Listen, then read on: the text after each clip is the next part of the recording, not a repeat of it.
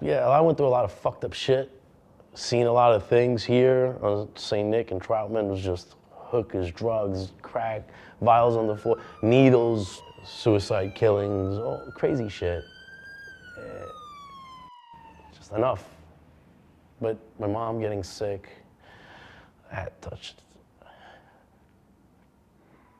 that shook my world.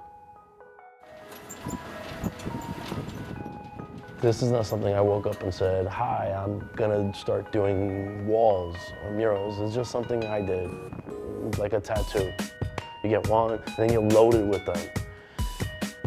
And you wanna keep doing more because you let it go, it's not gonna feel good. So somehow that world just got injected into me and I was born. What's up, man? You want to pass me that cap right over there on that black can? See that green cap? Yes. Don't get clean over That's it? Yep. Percent chance I may be here tomorrow. So. Why 50? Well, if you find a place to put a ladder, then I'm good. I'll get you a ladder, you bring it back. Yeah. All right. I'll be here tomorrow then. All right. About 10 a.m. My family never had the luxury of giving me arts and music and piano lessons. We didn't have that. My father got murdered. I was in 8th grade.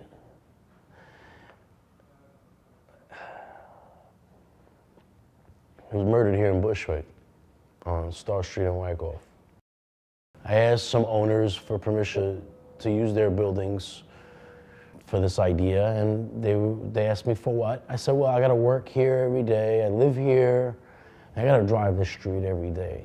So when people come, they got something beautiful to look at.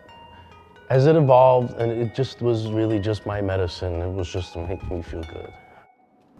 The Bushwick Collective, to me, means a challenge for me. I like to use the word challenge, because I challenge myself every single time I go out there on the very next mural. I was like, I want to do something different, something bigger and better.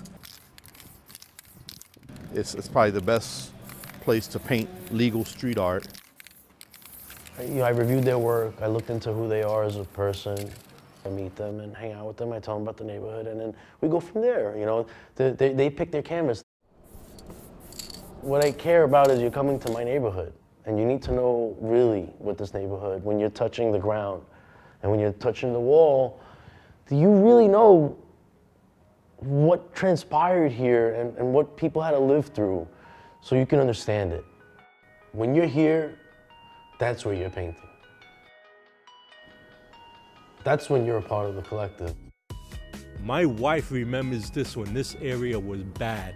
I mean, worst of the worst, like drugs and everything was going on here. So when I tell her like, oh, I'm painting in Bushwick, she's like, you know, kind of like, what the hell? You know, like, you shouldn't be painting in that area, it ain't good. But I told her like, it's up and coming, you know, it's a lot of development happening, and it's the art scene. You don't have to pay anything to get into this area and just appreciate the art. I get tags on Instagram all the time from people that I know from Brazil, from Chile, from Argentina, who comes here just to check it out, the artwork. This shit was worthless to everybody in the past.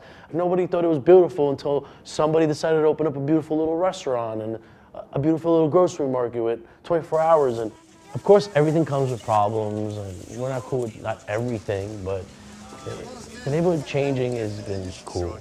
Joe selects some of the best artists out here, so he expects your best to be put on these walls. Me being an artist myself, I want to put my top work out there, because being next to somebody like Crash or another artist who I know is going to just kill the wall, I need to kill the wall as well. So it actually puts pressure on me to do my very best.